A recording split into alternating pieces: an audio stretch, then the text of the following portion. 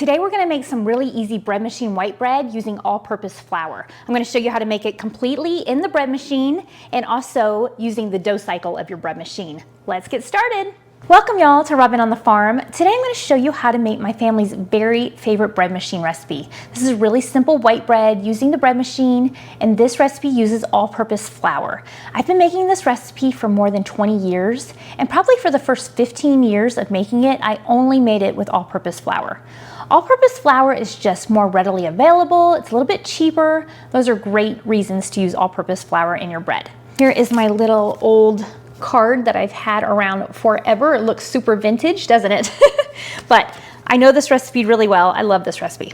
We're gonna start with 1 cup of hot water. So you wanna let your tap run hot. This is about 110 degrees. You want it to be hot to help your yeast get activated, but you don't want it to be so hot that it kills your yeast. About 105 to 110 degrees is perfect. So 1 cup of hot water put right into your bread machine pan. Then you're gonna want 1/4 cup of melted butter. You can also use 1/4 cup of oil if you want, but this is 1/2 stick of melted butter. Then we want 1/3 cup of milk. So I use whole milk. Just use 1/3 cup of any kind of milk that you want. It really doesn't matter, but 1/3 cup of milk. And then our next ingredient is sugar. We want 3 tablespoons or 1/4 cup of sugar. Just pour that right on in there. And then next we want our flour. Now, like I said, this is our all-purpose flour, not bread flour. We want 3 3/4 cups of all-purpose flour. So just go ahead and throw that right into your bread machine pan. I just kind of eyeball it. This recipe is gonna work no matter what. This is an easy, good bread machine recipe. Get pretty close to 3 3/4 cups of flour and it's gonna work just fine. So 3 3/4 cups of all-purpose flour. And then we want 1½ teaspoons of salt. This is just some sea salt. You can use whatever kind of salt you want. 1½ teaspoons. And then we want our yeast. This is my active dry yeast. I keep this in the freezer and I get it out right in time to make bread. I don't let it come to room temperature or anything like that. So you want 1½ teaspoons of yeast. It can be active dry yeast like this, or it can be rapid rise or instant. It really doesn't matter for this recipe. Anything you have, use that. Those are all of our ingredients already for this bread. Super simple, isn't it? Okay, I'm gonna go ahead and pop this bread machine pan into my bread machine. This is my Zoja Rushi bread machine. I love this. I have used so many bread machines over the years. This is the one I like. I love the double paddles. I love how quiet it is. It is phenomenal. Okay, so I'm just gonna choose just a basic white cycle. I'm just gonna press start. It's gonna take a little more than 3 hours. And this bread machine is gonna mix up our ingredients, knead them up, let them rise, and then bake it all in the bread machine. It's gonna take about 3 hours and totally hands off. I don't have to do anything else. I am gonna check my ball of dough and just make sure that it's not too wet or too dry, and then we're good to go. I'll show that to you in a minute. But while this is going, I'm gonna go ahead and get out my backup bread machine, another one that I have. I'm gonna put all these same ingredients in there, exactly the same recipe, and I'm gonna press dough cycle. That's the only difference. I'm gonna press dough cycle. It's gonna take 1.5 hours. And then I will show you that when it's ready to get out, and then we're gonna shape it into a loaf and put it in a bread pan, let it rise again, and stick it in the oven to bake. And then at the end, we will compare our 2 loaves, and it'll be super fun. So I will show this to you in just a few minutes when we check on the dough. It's been about 5 minutes since I started the bread machine, and I just wanted to check on my ball of dough. It's really important to check on your ball of dough and make sure it is the right consistency, that it's not too wet, not too dry. As long as you do that, then your bread is gonna turn out great. So this dough is looking great. It is not too wet or too dry. It looks perfect. If yours is sticking to the sides and the bottom of your bread pan really bad, go ahead and add about 1/8 cup more of flour. If it looks really dry and not coming together, not smooth like this, add maybe a tablespoon of water and see if you can get it to look like this. This looks great. So I'm gonna go ahead and let my bread machine make this loaf of bread. It's been 1.5 hours and our bread in the bread machine still has about another 1.5 hours to be totally done. But after I put that in there, I got out another bread machine and put in the exact same ingredients, used the exact same recipe, and pressed dough cycle. So if you want to try out your bread machine dough cycle, you do it exactly like we did that, but press dough cycle, and that'll take an hour and a half. So it's been an hour and a half, and our dough is ready. So here it is. It fell a little bit when I got it out of the bread machine, so usually it'll be a little bit higher, but all you have to do is now punch down your dough, just like that, just literally punch it down, and then turn it out onto your countertop. I love using the dough cycle on my bread machine. So what you do is you use your dough cycle, and then you shape it, and then you bake it in your oven. It turns out fantastic this way. I really prefer using the dough cycle on my bread machine than making it 100% in the bread machine. That's just what I prefer. You get a little bit different crust, a little bit different crunch, and I just like it baked in the oven a little bit better. But both ways are fantastic. I think it's good if you try out both ways, and then you can decide what you like. And some days you just want to throw everything in the bread machine, and some days you want to go ahead and spend a little bit more hands-on time and bake it this way. So let me just show you how to do it. From here, you're just going to press out your dough.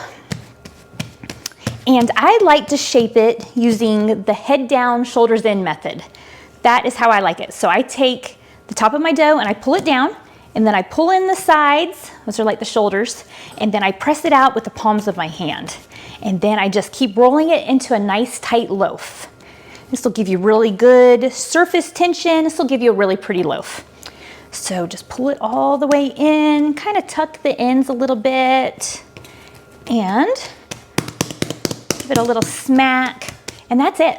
So now it's time to put it into our bread loaf pan. This is my cast iron bread loaf pan. I love baking on cast iron. These bake my bread so well. I've used glass and Teflon and tin, all those different kinds. Cast iron is definitely my favorite way to go. I love this. Whatever kind you're using, you're gonna wanna oil it up, spray it up, the whole thing. You don't want the sides to be unsprayed or anything like that. So you want your loaf of bread just to be able to slide right out when you're done. You don't want to let it like break apart when you're trying to get it out of your loaf pan. Okay, so from here, my bread is ready. I'm just going to throw it into this loaf pan, just like that. There it is. Doesn't that look nice? Okay, now I'm just going to let this sit on my countertop for about 30 minutes. Could be as long as 45 minutes, but you just want it to be risen a little bit over your loaf pan. And I'll show it to you at that point. And while it's rising, I'm gonna go ahead and preheat my oven to 350 degrees so I can just throw this in there right when it's ready. This is the dough from the dough cycle, and it has been rising for 30 minutes, and it looks exactly right. Look at that. It is risen above the edge of the pan. It looks perfect. So I have the oven preheated to 350 degrees. I'm gonna go ahead and throw this in there for 30 minutes. It has been 3 hours and the bread machine just beeped, and it's time to look at our loaf of bread. Oh my goodness, look how beautiful that looks. It looks great. Okay, I'm gonna get it out of the bread machine and we'll take a look at it. What do you think? Can you make bread using all-purpose flour? Yes, you can. Look how great these look. Okay, this one was made totally in the bread machine, and it looks fantastic. Look at that. That looks so nice. Okay, I'm gonna go ahead and get both of these out of the bread pans. And look at that. Oh, isn't that pretty too? So pretty. Okay, I like to take a little dab of butter and just smear it all over my crust. This will give you a really soft, nice crust, and it'll just give it a little bit more buttery flavor. Ooh, and it is good. So go ahead and do that if you want to. You can brush it on if you want, but this is just easy for me. So I'm all about easy and fast, and that is what this is. This is how I like to let my bread cool. I don't like to use the cooling racks. I think that gives your crust just makes it a little dry and crunchy, and I don't really like it like that. So I like to just cover my bread with a tea towel, and I like to let it just sit there for a few minutes. Sometimes I'll let it cool all the way. Sometimes I'll just let it sit there for a minute, and it'll give you an even softer crust, which I love. I'm all about the soft crust. So I'm just gonna let this sit here just for a couple minutes like this, and then we will cut into it and check out both loaves so you can see that all-purpose flour really does make fantastic bread. So you can check out these 2 different loaves, completely made in the bread machine and made using the bread machine dough cycle. Both the exact same recipe, both using all-purpose flour, not any bread flour, just all-purpose flour. They rose fantastic. Look at that. That is a big, nice loaf of bread. Both of them are really risen nicely. I'm just gonna go ahead and cut into these loaves so you can see them. I'm gonna go ahead, I'm actually gonna cut into the middle of it this time. That's a little weird to do, but I wanna really see the inside of these loaves.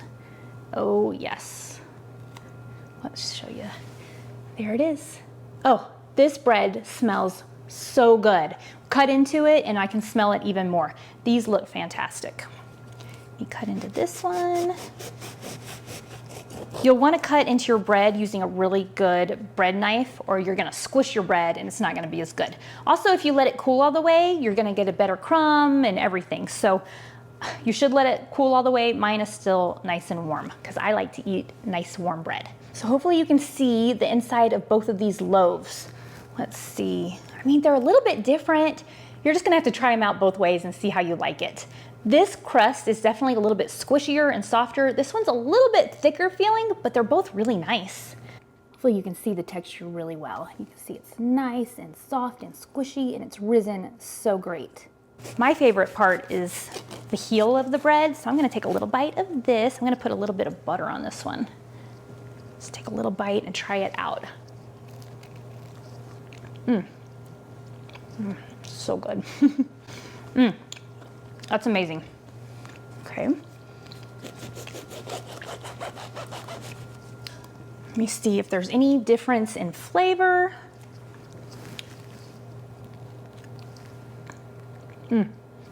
They taste the same, just this one has a little bit thicker crust and this one's a little bit finer crust, but they're both really good. They both taste exactly the same. I'm really pleased with both of these loaves of bread. I think they both turned out fantastic. So I think all-purpose flour is totally sufficient to make bread with. The rise was great on these. The texture is fantastic. I just think they turned out great. So I will leave the recipe for this easy bread machine bread using all-purpose flour down in the description. Thank you so much for being here with me today on Robin on the Farm, and I will see you next time. Please like, share, subscribe, comment. I would love to read your comments and respond. Thank you so much for being here. I'll see you next time.